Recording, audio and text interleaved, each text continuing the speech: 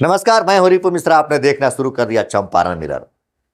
बिहार में बीपीएससी छात्रों ने दिखा दी अपनी औकात। दिल्ली चुनाव में नीतीश और चिराग पासवान को मिला दिया मिट्टी में। मैं बहुत पहले भी कहा था कि बिहार के छात्रों को आप कमजोर ना समझें, और ये बिहार के छात्र सिर्फ छात्र ही नहीं है, राजनीति के जानकार भी हैं, क्योंकि बिहार से ही दिल्ली का सफर तय होता है। और 74 के छात्र आंदोलन को आप भूल चुके थे, आज के छात्रों ने याद दिला दी 74 के छात्र आंदोलन को। दिल्ली में विधानसभा चुनाव हुआ और बिहार के एनडीए के दो सहयोगी जदयू और चिराग पासवान दोनों ने दिल्ली विधानसभा चुनाव में एनडीए से अपने लिए सीटें मांगी थी, और वो भी उस जगह पर सीटें मांगी थी जिस जगह पर बिहारी वोटर अधिक है। जैसे बुरारी से चिराग पासवान का पार्टी चुनाव लड़ा था, जदयू भी उसी जगह से चुनाव लड़ा जहां पर बिहारी वोटरों की संख्या अधिक है। और इन दोनों की स्थिति क्या रही? दोनों को हार का सामना करना पड़ा और दोनों ही वहां हारे हैं। मतलब साफ है कि बिहार के बीपीएससी के छात्रों का पहुंच, पकड़ और पहचान दिल्ली तक है, क्योंकि इन दोनों इलाकों में बिहार के छात्र अधिक रहते हैं।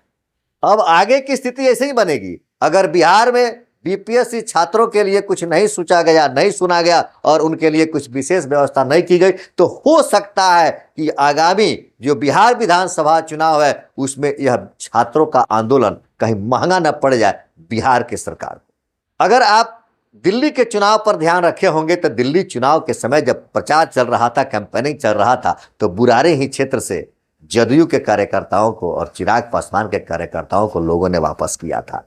मतलब साफ है कि जिन जगहों पर बिहार के लोग अधिक हैं, बिहार के वोटर अधिक है, बिहार के छात्र अधिक है, उन जगहों पर अगर बिहार के किसी राजनीतिक दल ने या राजनीतिक दल के कार्यकर्ता वोट मांगने गए तो उनको गो बैक किया गया। मतलब बिहार के राजनीतिक दलों का विरोध देश के सभी राज्यों में है, खास करके छात्रों का विरोध देश के सभी राज्यों में बिहार के राजनीतिक दलों के लिए है।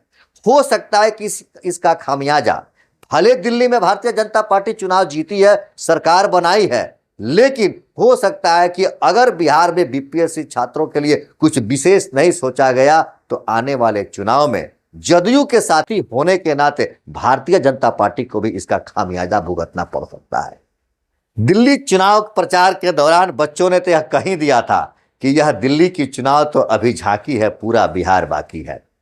बीपीएससी छात्रों के आंदोलन को आप कमजोर ना समझे। छात्रों ने ठान रखी है कि जिस आंदोलन के बदौलत आप एक छात्र नेता से एक राज्य के मुख्यमंत्री की कुर्सी तक पहुंचे हैं, यह बिहार के छात्र ही आपको उस कुर्सी से फिर नीचे गिराएंगे। आपको ऐसा लग रहा होगा कि दिल्ली में बीजेपी की सरकार बन गई है और किसी कारण से जदयू और चिराग पासवान के कैंडिडेट नहीं जीते। किसी कारण से नहीं, यह बिल्कुल बिहार के छात्र आंदोलन का परिणाम है कि दिल्ली में जदयू और चिराग पासवान को एक भी सीट जीत हासिल नहीं। हालांकि एक एक सीट पर ही चुनाव लड़े थे। भारतीय जनता पार्टी के साथ होने के नाते उनकी जीत सुनिश्चित मानी जा रही थी, और उसीलिए वे उन्हीं जगहों से चुनाव लड़े जहां बिहारी वोटरों की संख्या अधिक है, और उन्हीं जगहों से उनको हार भी मिला, और उन्हीं जगहों से बिहार के प्रचारकों को वापस भी किया गया था।